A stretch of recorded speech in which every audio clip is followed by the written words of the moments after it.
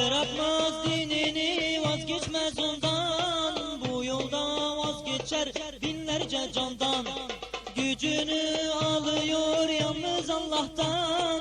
Zalimin sonu için bizi Hizbullah.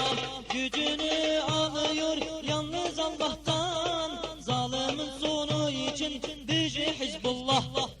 Mazlumun sığınağı, müminlerin dostusun. Hizbullah selam sana, kafire korku olun. Mazlumun sığınağı, müminlerin dostusun.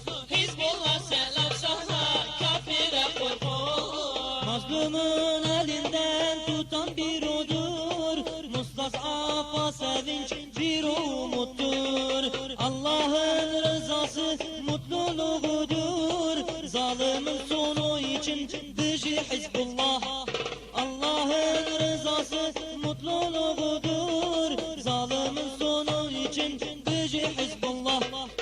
Mazlumun sığınağı, müminlerin dostusun. Hizbullah selam sana, kafire korku olun. Mazlumun sığınağı, müminlerin dostusun.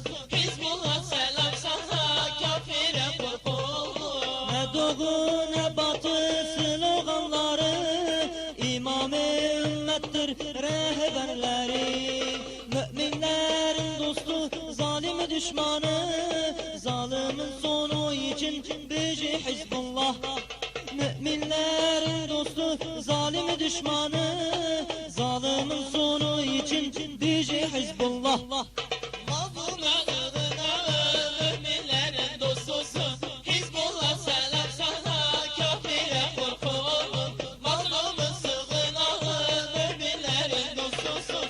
Hizbullah selam sana, kafire korku olun. Her bir ferdi dünyalarda gerinde, huzur bulursun onların yanında. Gönülden gönüle kokuyor takva. Zalimin sonu için bizi Hizbullah. Gönülden gönüle kokuyor takva. Zalimin sonu için bizi Hizbullah. Mazlumun sığınağı, müminlerin dostusun. Hizbullah selam sana, kafire korku olun. Mazlumun sığınağı, müminlerin dostusun.